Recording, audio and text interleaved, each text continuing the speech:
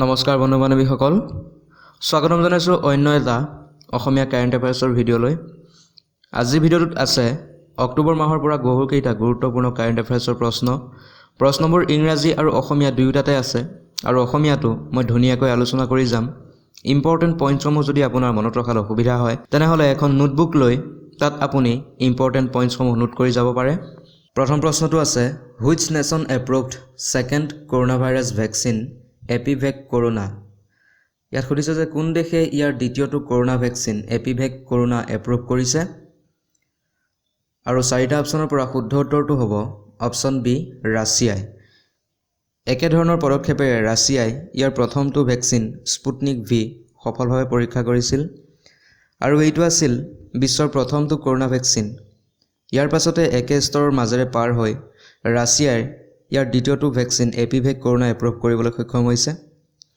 আৰু ইয়াত ৰাছিয়াৰ কথা কোৱা হৈছে ৰাছিয়াৰ কেপিটেল হ'ল মস্কো আৰু ৰাছিয়াৰ বৰ্তমান প্ৰেছিডেণ্ট হ'ল ভ্লাদিমিৰ পুটিন মনত ৰাখিব নেক্সট কুৱেশ্যনটো আছে which state government is to set up world's biggest zinc smelter project ইয়াত সুধিছে যে কোন ৰাজ্যৰ চৰকাৰে বিশ্বৰ সৰ্ববৃহৎ জিংক গলোৱা প্ৰকল্প স্থাপন কৰিব আৰু ইয়াৰ পৰা শুদ্ধ উত্তৰটো হ'ব অপশ্যন ডি গুজৰাট ৰাজ্যৰ বিশ্বৰ সৰ্ববৃহৎ জিংক গলোৱা প্ৰকল্পটো স্থাপন কৰা হ'ব আৰু গুজৰাটৰ বৰ্তমান ৰাজধানী হ'ল গান্ধীনগৰ আৰু গুজৰাটৰ বৰ্তমান CM হ'ল বিজয় ৰূপনী মনত ৰাখিব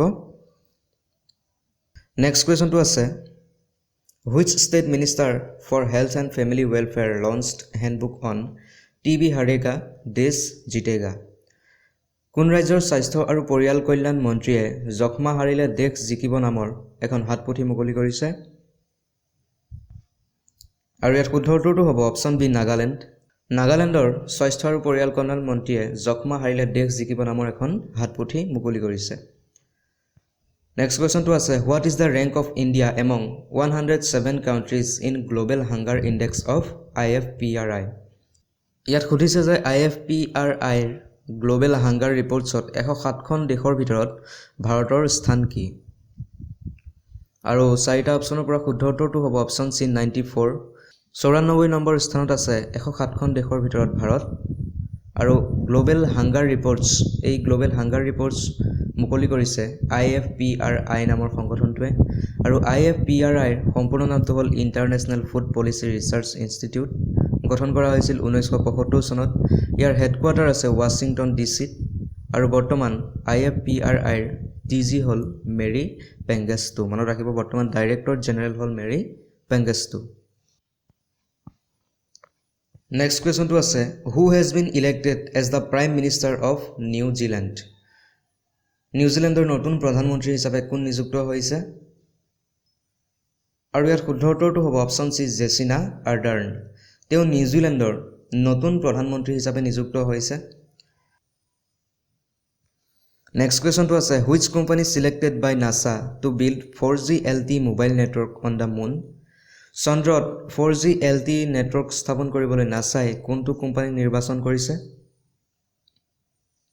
আৰু ইয়াত শুদ্ধ উত্তৰটো হ'ব অপশ্যন বি নকিয়াক নাছাই নিৰ্বাচন কৰিছে চন্দ্ৰত 4G LTE নেটৱৰ্ক স্থাপন কৰিবলৈ আৰু ইয়াত নকিয়াৰ স্থাপন কৰা হৈছিল 12 মে 1865 চনত নকিয়াৰ হেডকোৱাৰ্টাৰ আছে এছপো ফিনলেণ্ডত আৰু নকিয়াৰ বৰ্তমান চেয়াৰমেন হ'ল চেৰিফ বেডলফ আৰু নকিয়াৰ বৰ্তমান CEO হ'ল পেক্কা লাণ্ডমাৰ্ক মনত ৰাখিব আৰু নাছাৰ কথাও কোৱা হৈছে নাছাৰ সম্পূৰ্ণ নামটো হ'ল national aeronautics and space administration গঠন কৰা হৈছিল 29 জুলাই 1958 চনত ইয়াৰ হেডকোৱাৰ্টাৰ হ'ল ৱাশ্বিংটন ডিচিত মনত ৰাখিব যদি ভিডিঅ'টো এতিয়াও চাই আছে আৰু ভিডিঅ'টো যদি এতিয়াও লাইক কৰা নাই তেতিয়াহ'লে ভিডিঅ'টো লাইক কৰি দিব চেনেলটোলৈ নতুনকৈ আহিছে যদি চেনেলটো ছাবস্ক্ৰাইব কৰি দিব আগলৈ এনেধৰণৰ বিভিন্ন কাৰেণ্ট এফেয়াৰ্ছ আৰু GK প্ৰশ্নসমূহ পাই থাকিবলৈ 7 নম্বৰ প্ৰশ্নটো আছে Uttarakhand launched the integrated model agricultural village SIM in partnership with which institution Uttarakhand চৰকাৰে কাৰ লগত একীকৃত আদৰ্শ কৃষি গ্ৰাম্য যোজনা আৰম্ভ কৰিছে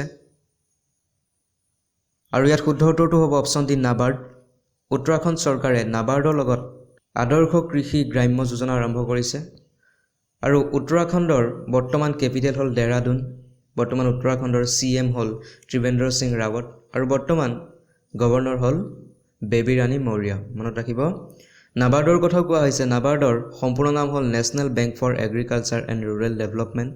স্থাপন কৰা হৈছিল 1982 চনত। ইয়াৰ মুখ্য কাৰ্যালয় আছে মুম্বাই, ইণ্ডিয়াত। আৰু বৰ্তমান নাবাৰ্ডৰ চেয়াৰমেন হ'ল গোবিন্দ ৰাজুলু চিন্তালা। মনত ৰাখিব, নাবাৰ্ডৰ বৰ্তমান চেয়াৰমেন হ'ল গোবিন্দ ৰাজুলু চিন্তালা। যদি আপুনি ইয়াৰ আগৰ ভিডিঅ'টো চোৱা নাই তেনেহ'লে ওপৰৰ আই বাটনত ক্লিক কৰি সেই ভিডিঅ'টো চাই ল'ব। ডেছক্ৰিপশ্যনতো তাৰ লিংক দিম আৰু বিভিন্ন ধৰণৰ প্লেলিষ্টসমূহৰ লিংকো আপুনি ডেছক্ৰিপশ্যনত পাব। তাৰ পৰা আপুনি চেক কৰি ল'ব সেই লিংকসমূহ। নেক্সট কুৱেশ্যনটো আছে, who represented India at World Bank IMF annual meeting? বিশ্ব বেংক আৰু আন্তৰ্জাতিক মুদ্ৰানিধিৰ বাৰ্ষিক মিটিঙত ভাৰতৰ হৈ কোনে প্ৰতিনিধিত্ব কৰিছিল? আৰু ইয়াত শুদ্ধ উত্তৰটো হ'ব অপশ্যন এ, হৰ্ষবৰ্ধন। হৰ্ষবৰ্ধনে বিশ্ব বেংক আৰু আন্তৰ্জাতিক মুদ্ৰানিধিৰ বাৰ্ষিক মিটিঙত ভাৰতৰ হৈ প্ৰতিনিধিত্ব কৰিছিল। বিশ্ব বেংক স্থাপন কৰা হৈছিল 1944 চনত। হেডকোৱাৰ্টাৰ আছে ৱাশ্বিংটন DC USAত। বৰ্তমান ৱৰ্ল্ড বেংকৰ প্ৰেছিডেণ্ট হ'ল ডেভিড মালপাছ। IMFৰ কথাও কোৱা হৈছে। IMFৰ সম্পূৰ্ণ নামটো হ'ল ইণ্টাৰনেশ্যনেল মনিটাৰী ফাণ্ড। ইয়াৰ MD হ'ল কৃষ্ণলীলা জিয়ৰ্গিভা আৰু হেডকোৱাৰ্টাৰ আছে ৱাশ্বিংটন DCতেই। গতিকে এই ইম্পৰ্টেণ্ট পইণ্টছসমূহ আপুনি মনত ৰাখি যাব। হেডকোৱাৰ্টাৰ, MD, প্ৰেছিডেণ্ট আদি এই সকলোবোৰ পইণ্ট আপোনাৰ বাবে অতিকৈ গুৰুত্বপূৰ্ণ। নোটবুক এখনত আপুনি নোট কৰি যাব পাৰে। 9 নম্বৰ প্ৰশ্নটো আছে, Bhanu Athaiya the first Indian to win the Oscar passed away, she was a renowned. Oscar বিজয়ী প্ৰথম ভাৰতীয় মহিলা ভানু আথাইয়া, যাৰ ইতিমধ্যে মৃত্যু হৈছে, তেওঁ এগৰাকী প্ৰসিদ্ধ ডেছ আছিল। আৰু ইয়াৰ পৰা শুদ্ধ উত্তৰটো হ'ব অপশ্যন ডি, কষ্টিউম ডিজাইনাৰ। ভানু আথাইয়া এগৰাকী কষ্টিউম ডিজাইনাৰ আছিল আৰু কষ্টিউম ডিজাইনিঙৰ বাবে 1983 চনত গান্ধী ফিল্মখনৰ বাবে তেওঁ অস্কাৰ পুৰস্কাৰ লাভ কৰিছিল। তেওঁৰ জন্ম হৈছিল 1929 চনত মহাৰাষ্ট্ৰত আৰু তেওঁ এখন কিতাপো লিখিছিল, the art of costume design বুলি। আৰু এইখন কিতাপ 2013 চনত তেওঁ ধৰ্মগুৰু দালাই লামাক প্ৰেজেণ্ট কৰিছিল। আৰু 1991 আৰু 2003 চনতো তেওঁ ক্ৰমে লেকিন আৰু লগান নামৰ দুখন ফিল্মৰ বাবে বেষ্ট কষ্টিউম ডিজাইনৰ নেশ্যনেল এৱাৰ্ড লাভ কৰিছিল। মনত ৰাখিব, এই পইণ্টসমূহ আপোনাৰ বাবে অতিকৈ গুৰুত্বপূৰ্ণ। নেক্সট আৰু একেবাৰে শেষৰ প্ৰশ্নটো আছে, who has been elected as the chairman of Indian banks association for 2020 and 21? 2020-21 বৰ্ষৰ বাবে IBAৰ চেয়াৰমেন হিচাপে কাক নিযুক্ত কৰা হৈছে? আৰু ইয়াত শুদ্ধ উত্তৰটো হ'ব অপশ্যন ডি, ৰাজকিৰণ ৰায়জী। মনত ৰাখিব, ৰাজকিৰণ ৰায়জী হ'ল 2020-21 বৰ্ষৰ IBAৰ চেয়াৰমেন। আৰু IBAৰ সম্পূৰ্ণ নামটো হ'ল ইণ্ডিয়ান বেংকছ এছ'চিয়েশ্যন। হেডকোৱাৰ্টাৰ আছে মুম্বাই, ইণ্ডিয়াত। গঠন কৰা হৈছিল 1946 চনত। মনত ৰাখিব। আৰু আজি আপোনালোকৰ বাবে লৈ অহা প্ৰশ্নটো হ'ল, হু has bin honoured with the national teachers award 2020? 2020 চনৰ ৰাষ্ট্ৰীয় শিক্ষক সন্মান কাক প্ৰদান কৰা হ'ল? যদি আপুনি মোৰ আগৰ কাৰেণ্ট এফেয়াৰ্ছৰ ভিডিঅ'সমূহ চাইছে তেনেহ'লে আপুনি এই প্ৰশ্নটোৰ উত্তৰ নিশ্চয় ক'ব পাৰিব। 4টা অপশ্যন আছে, সুধা পেনলি, আনন্দ মহিন্দ্ৰা, অপশ্যন চি ৰাকেশ অস্থানা আৰু অপশ্যন ডি কিৰণ মজুমদাৰ। ইয়াৰ পৰা শুদ্ধ উত্তৰটো কমেণ্ট কৰি কওক। আপোনাৰ উত্তৰটো শুদ্ধ নে অশুদ্ধ জানিবলৈ পৰৱৰ্তী কাৰেণ্ট এফেয়াৰ্ছৰ ভিডিঅ'লৈ অপেক্ষা কৰি থাকিব। ভিডিঅ'টো চোৱাৰ বাবে ধন্যবাদ। জয় আই অসম।